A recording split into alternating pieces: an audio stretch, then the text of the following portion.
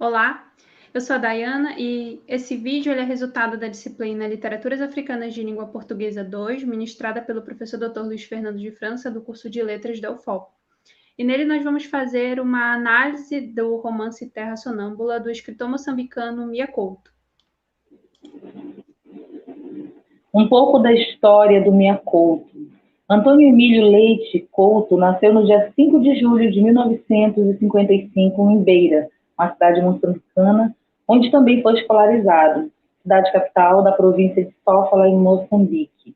Curiosamente, ele adotou esse pseudônimo porque ele tinha uma paixão por gatos. Filho de Fernando Couto, imigrante português, jornalista, poeta, que pertencia aos círculos intelectuais da cidade. Pode passar.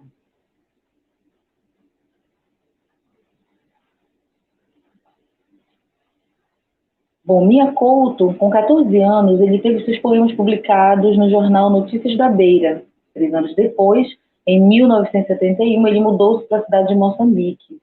Lourenço Marques, agora Maputo. Em 1983, ele publicou seu primeiro livro de poesias, Raízes do Orvalho.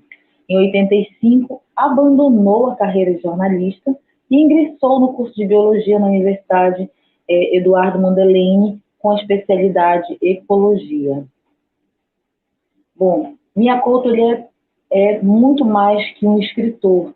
Ele é um provocador, é uma pessoa que aproveita tudo de bom e até de ruim da sua história para mostrar realmente cenários para o mundo. E, além de ser um dos mais importantes escritores de Moçambique, ele é um dos mais traduzidos em todo o mundo, suas obras foram muito premiadas. Aqui a gente pode destacar que ele ganhou o Prêmio Nacional de Ficção da Associação de Escritores de Moçambicanos em 1995. Ele foi considerado um dos 10 melhores livros africanos do século XX por um júri criado pela Feira do Livro de Zimbabue. Em 25 de novembro de 1998, ele foi feito comendador da Ordem Militar de Santiago da Espada. Em 2007, ele foi entrevistado pela revista Isto É e fundou uma empresa de estudos ambientais como colaborador. Em 2013, ele recebeu uma das maiores condecorações para um escritor, que foi o Prêmio Camões, entregue no dia 10 de junho no Palácio de Queluz, pelas mãos do então presidente de Portugal, Cavaco Silva, e do Brasil, Dilma Rousseff. A sua história tem características literárias do Mia Couto, da história e da trajetória dele, como a gente vai apresentar logo na sequência. As suas obras, elas fazem parte dessa literatura contemporânea moçambicana. Assim, trata-se de uma leitura de um período pós-independência, surgido após um conflito armado que levou à independência do país, em 75, e logo em seguida uma guerra civil que durou 16 anos. Então, juntando tudo isso, a gente chega nas principais características históricas do Mia Couto e do livro analisado aqui, Terra Sonâmbula. Nós temos presença de neologismo, esse realismo mágico e fantástico, o resgate da tradição e essa busca da identidade. E eu gostaria de encerrar com uma frase dele, que ele diz o seguinte: eu sou adepto da crítica, desde que devidamente fundamentada. Isso traduz como ele leva para as suas obras as suas vivências, a sua história e a história do seu país. Ok.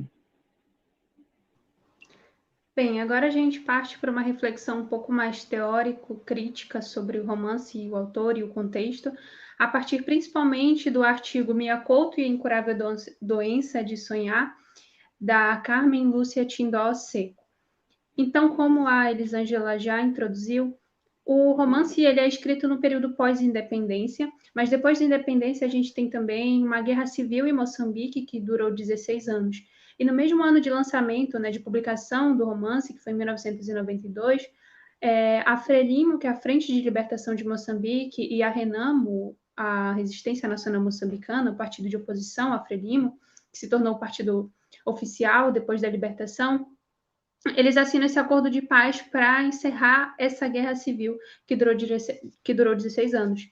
Então, o romance Terra Sonâmbula, ele vai fazer essa reconstrução desse cenário de um país que foi arrasado por duas guerras, né? Com essa presença constante da morte, da perda, da desestruturação política, econômica do país, resultando em fome, miséria. E isso vai estar muito presente no romance, até mesmo pelas personagens, né? Todas elas, em alguma medida, têm uma relação com essa perda, a Fária, a Mudinga, o Tuahir, personagens que a gente vai ver daqui a pouco, relacionam-se de alguma forma com essa perda. Mas a gente tem também a esperança e o sonho, né? Esse desejo de reconstruir ou restabelecer a identidade do país, que vai ser um elemento presente dessa obra, funcionando, né, como um elemento estético da obra. E essa reconstrução desse cenário e desse desejo de um país melhor e de reconstruir a identidade moçambicana, ela vai ser feita tanto de forma temática quanto estrutural, né, a partir de outros elementos, como o espaço e o tempo desenvolvidos na narrativa. Falando um pouco sobre a estética miacoutiana, né, a Carmen Lúcia Tindosseco coloca que o Mia Couto, ele tem uma escrita que é muito poética e também muito, de alguma forma, subversiva, né? Ela escreve assim: brinqueações, logoterismos caracterizam o estilo do autor. Eu vou ler só os trechos que estão destacados, né? Transforma-se em um jogo de reflexão, o romance transforma-se em um jogo de reflexão permanente. Os frequentes trocadilhos e inversões de letras, palavras e sentenças subvertem a linguagem de seus textos. Mia Couto converte sua escrita em uma arte de pensar não só na linguagem, mas também na história de seu país. Nesse sentido, a gente vai ter também, como forma de reconstruir a identidade de Moçambique, esse retorno à tradição, que é uma característica não só do Mia Couto, mas também de outros escritores africanos de língua portuguesa, onde essa identidade do país que foi arrasado pelo colonialismo, por anos de exploração e desestruturação dos sujeitos, ela vai ser feita com esse retorno à tradição que é colocado pela Padilha como uma forma de transformar os novos padrões estéticos. E aí a gente tem esse desvio da norma como um traço dessa nova fala ficcional. Esse desvio a gente não vai encontrar somente na obra do Mia Couto, mas também de muitos outros escritores africanos de língua portuguesa. Como eu falei, o romance, né, no romance, Mia Couto também tem essa reconstrução do país a partir dessa temática do sonho, né, e da esperança. E os sonhos, eles são um dos eixos que atravessam a obra de Mia Couto. Por intermédio deles, o narrador e os personagens espiam tanto para as profundezas do inconsciente coletivo de Moçambique, como para a interioridade da alma humana, despertando sensibilidades e emoções adormecidas, como coloca Seco. Então, o romance, ele, ao mesmo tempo que descreve todo esse cenário de carência, ele abre espaço para se pensar um viver outro, uma outra possibilidade de vida que não aquela que eles conheciam, né? Que eles estavam acostumados de certa forma, porque foram muitos anos vivendo nesse cenário desestruturado. Nesse caso também, as questões políticas, elas influenciam a escrita do Mia Couto, né? Ele foi um autor, ele foi um escritor que se envolveu também politicamente, né? Participando da Frelimo, como eu já citei, que é a Frente de Libertação de Moçambique. Então, ele tem essa articulação política, assim como muitos outros escritores africanos, e isso vai refletir na forma como escreve e na forma como ele pensa a literatura. A Carmen Lúcia faz uma referência a um trecho de uma entrevista que o Mia Couto deu, onde ela fala assim: o escritor demonstrou preocupação com os rumos tomados na época por seu país. Segundo ele, Moçambique mostrava-se uma nação sem memória, sem passado, onde quase ninguém mais falava das guerras. O escritor apontou como perigosa essa atitude silenciosa do povo. Alertou para o fato de que as feridas não cicatrizadas e os fantasmas da história poderiam ressurgir inesperadamente. Para o autor, entretanto, há formas de resistência, a literatura é uma delas, pois fazendo dialogarem o real, o imaginário e o fictício, se institui como um espaço simbólico capaz de possibilitar a catarse desses momentos problemáticos do passado. Os textos de Mia Couto traçam pelos viés dos sonhos e da recriação verbal o mapa de uma nação reimaginada à procura de uma identidade. Então, como eu falei, o espaço da literatura, do escrever para Mia Couto, é esse espaço de poder sonhar, de manifestar esperança, de manifestar resistência, porque um país que foi atacado primeiro pelo colonialismo, por essa tentativa de desumanização dos sujeitos, e depois por uma guerra civil, resultado do colonialismo e dessa condição desestruturada que o colonialismo causou ao país, ele tem esse quê de desestruturação mesmo, mas a escrita vem com essa forma de reestruturar e de possibilitar uma nova sociedade, ou pelo menos pensar ou sonhar essa nova sociedade, que é o que o Mia Couto vai fazer nesse romance. Um pouco mais sobre a obra, a Seco vai falar que a Terra Sonâmbula focaliza o Moçambique do pós-guerra, nesse país que é atravessado por essa enevoada memória popular, de não saber exatamente qual o seu passado, de não entender muito bem qual a sua identidade, mas trazer a literatura, né, como uma forma de atenuar essas monstruosidades do real, a possibilidade do sonho aparecendo como uma fuga, como a gente vai ver agora com a Lorena e o Lucas. Então, aí o romance, né, Terra Sonâmbula, é ambientado em Moçambique, como a Daina já falou, tem esse pano de fundo, o cenário do pós-guerra. Ele vem apresentar duas grandes figuras. A história gira em torno das andanças dos nossos protagonistas, que é o miúdo Mundinga e o velho Tuaí. E eles, nessa tentativa, né, de fugir da guerra, de tentar achar refúgio e tentar sobreviver, eles acabam encontrando um muximbombo, né, que é um autocarro todo queimado, e o Tuaí, né, diz que eles devem se abrigar naquele carro, e o Mundinga no início se opõe porque acha arriscado, mas depois Tuaí o convence, mas Mundinga diz que eles devem, né, retirar os corpos carbonizados de dentro, porque ele já está cansado, né, de viver nesse clima de morte e entre corpos. Então, quando eles vão fazer esse enterro, eles acabam topando com outro cadáver, e esse cadáver, diferente dos outros, foi morto a tiros, e junto dele eles encontram uma maleta que contém os cadernos de Kinzo, que vão conter as histórias de Kinzo. No início, eles ainda não entendem, né, do que se trata, e se o Kinzo é uma pessoa real ou só um personagem. E a partir daí nós vamos ter, né, acesso a uma segunda linha de narrativa, onde uma é encaixada na outra e que elas, né, se desenvolve paralelamente uma à outra. Então, a trama vai girar em torno da trajetória dessas personagens do Mundinga, do Tuaí e do Kinzo, né? E no desenrolar da história, nós vamos ter acesso a todas as andanças e as aventuras que eles passam. Como o autor coloca, né, Terra Sonâmbula não é à toa, né? Aquela terra, o Moçambique, né, depois de ser assolado por várias guerras, se encontram devastada, né? E nesse estado catatônico e letárgico, onde ela não está, né, totalmente consciente nem totalmente inconsciente. A sua população se encontra desse jeito. Porém, é atravessado por esse, né, ponto dos sonhos, né, em que o autor coloca aí essa temática que é bem presente. Os sonhos se caracterizam não somente como uma fuga ou evasão da realidade, mas sim como uma fagulha no coração daquelas pessoas de esperança de um futuro melhor.